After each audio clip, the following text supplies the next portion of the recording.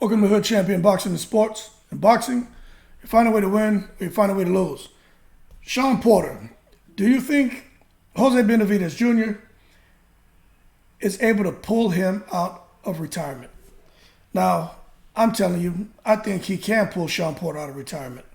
You see, Shawn Porter is an easygoing guy, respectful guy, and often passive. But one thing for sure is Shawn Porter is a fighter and a fighter at the core. Now, I personally think we could see Shawn Porter return to the ring to face Jose Benavediz Jr. if Jose Benavediz Jr.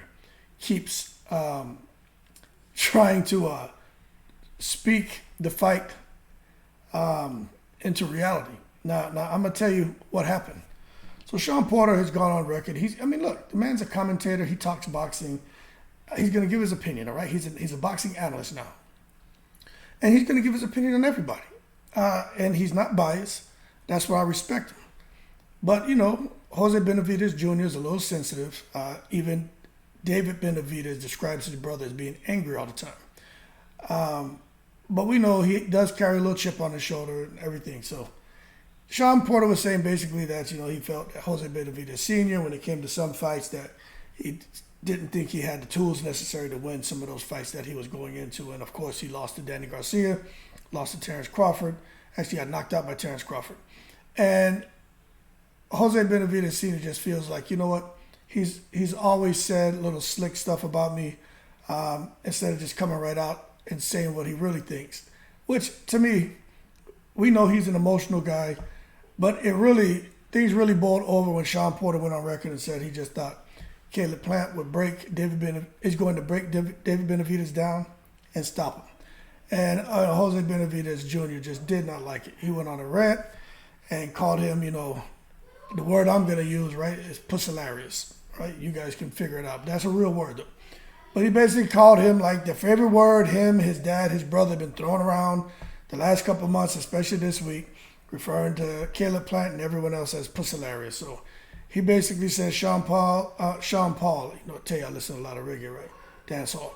He said Shawn Porter is pussilarious and he's a daddy's boy. He never thought for himself. He just did whatever his dad told him to do. And I thought that was crossing the line. I really did. But Jose Benavediz Jr. is a guy who speaks his mind and he doesn't seem to care. But we haven't heard from Shawn Porter. But I think if Jose Benavediz Jr. keeps pushing his buttons, we could see Shawn Porter come back. Now, for those of you saying, they could never fight because Shawn Porter was at 147, Benavediz Jr., 154. Let me tell you something. Of course they can. Shawn Porter was fighting, I think, 168? 160, 168 as an amateur and decided to melt himself down to 147. So Shawn Porter, remember, he has a win over Alexander Usyk in the amateurs. So let's not forget about those things. So Shawn Porter returning, especially if he chooses to, and to fight at 154, that I think would be a great fight. And what a lead up, what a build up that it would have, especially with the way Benavediz Jr. likes to talk. And I definitely don't think Shawn Porter is going to be the kind of guy to sit there and want to smile and shake his hand when you got somebody saying that, you're pussilarious. You know what I'm saying? But that being said, let's wait and see what Shawn has to say. But I definitely feel if Benavediz Jr. keeps poking the bear, two things can happen. Three things. One, we get a great fight. Two, he gets a good payday fighting Shawn Porter. And then the third thing is, somebody gonna take a loss. And I don't think it's gonna be Shawn Porter. I think Shawn Porter is that good of a fighter. And if he was to come back, I think he would definitely put the work in and show Benavediz Jr. just how elite he is. But that being said, more to come on these guys. I like them both. I even like the little chip on the shoulder.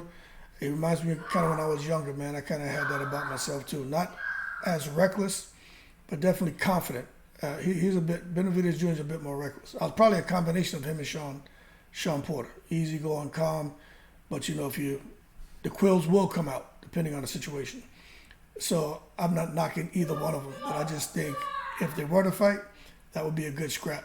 And I would love to see Shawn Porter, before it's too late, go ahead and come out of retirement. Don't be like, damn, what's our friend over there in Argentina, Sergio Martinez? Don't do that, and come back when you're 48 and stuff like that. Just leave it alone. But that being said, more to come on the smoke that seems to be developing between these two. And let's see where it leads. Will Shawn Porter return to the ring to fight Jose Benavediz Jr.? That's the question. That being said, oh, by the way, before I get out of here, I just wanted to let you guys know. I forgot to mention this. I wrote it down to let you know that Shawn Porter was 31-4 with he had one of those 4 losses was by KO. 17 of his 31 wins were by KO. And for Jose Benavediz Jr., he's 27 wins, 18 wins by KO. He has 2 losses, 1 draw. 2 of his losses, one of his 2 losses was by KO, and Terrence Crawford knocked him out. And Jose Benavediz Jr. even said he was giving Crawford the business. He said he was beating Crawford. Everybody saw what happened before he got knocked out. He said Shawn Porter, he got knocked out early in the fight and didn't really do any damage. So Jose Benavediz Jr. really feels that he has more than what it takes to beat a guy like Shawn Porter based on using the Terrence Crawford fight for him and for Crawford as a measuring stick, looking at their performance. But I say the outcome was still the same. That being said, y'all keep cool. Shout out to the veterans, all 7 continents. Thank you for your support. I'm in the breeze.